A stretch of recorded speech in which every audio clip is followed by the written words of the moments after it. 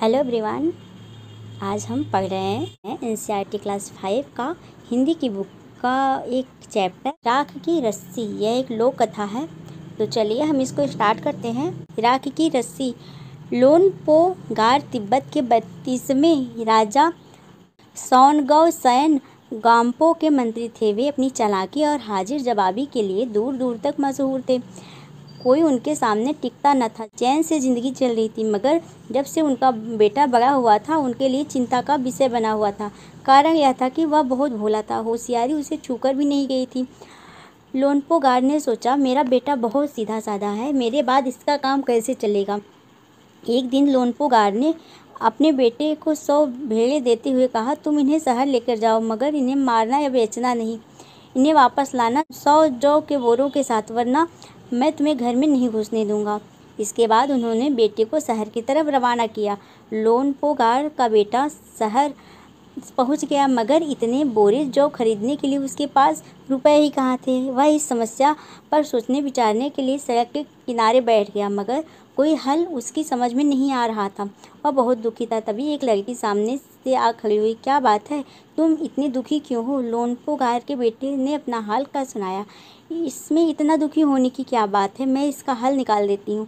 इतना कहकर लड़की ने भेड़ों के बाल उतारे और उन्हें बाजार में बेच दिया। जो रुपए मिले उनसे जौ के 100 बोरे खरीदकर उन्हें घर वापस भेज दिया।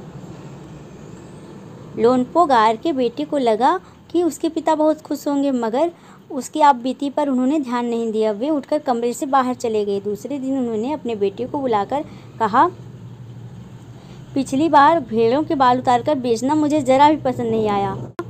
अब तुम दोबारा उन्हीं भेड़ों को लेकर जाओ। उनके साथ जौ के 100 बोरे लेकर ही लौटना है। एक बार फिर निराश लोनपो गार का बेटा शहर में उसी जगह जा बैठा। न जाने क्यों उसे यकीन था कि वह लड़की उसकी मदद के लिए जरूर आएगी, और हुआ भी कुछ ऐसा ही। वह लड़की आई। उसने अपनी मुश्किल का सुनाया। अब तो बिना जौ के 100 बोरों के मेरे पिता मुझे घर में घुसने नहीं देंगे। लड़की सोचकर बोली, एक तरीका है। उसने भेड़ों के सींग काट लिए। उन्हें बेचकर जो रुपए मिले उनसे 100 बोरे जौ खरीदे। बोरे लोनपो गार के बेटे को सौंपकर लड़की ने उसे घर भेज दिया। भेड़े और जौ के बोरे पिता के हवाले करते हुए लोनपो गार का बेटा खुश था। उसने विजयी भाव से सारी कहानी सुनाई। सुनकर लोनपो गार बोले, उस लड़की से कहो कि हमें 9 हाथ लंबी राख की रस्सी बनाकर दे।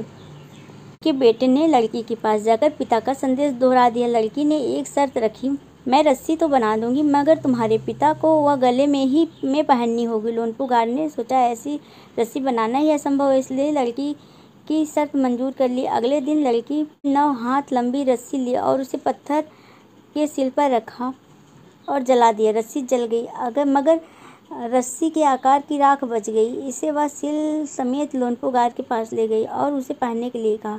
लोनपो गार रस्सी देखकर चकित रह गए। वे जानते थे कि राख की रस्सी को गले में पहनना तो दूर, उठाना भी मुश्किल है। हाथ लगाते ही वह टूट जाएगी। लड़की की समझदारी के सामने उनकी वह चालाकी धरी रह गई। बिना वक्त गंवाए लोनपो गार ने अपने बेटे की शादी का प्रस्ताव लड़की के सामने रख दिया। धूमधाम से उन दोनों की शादी हो गई।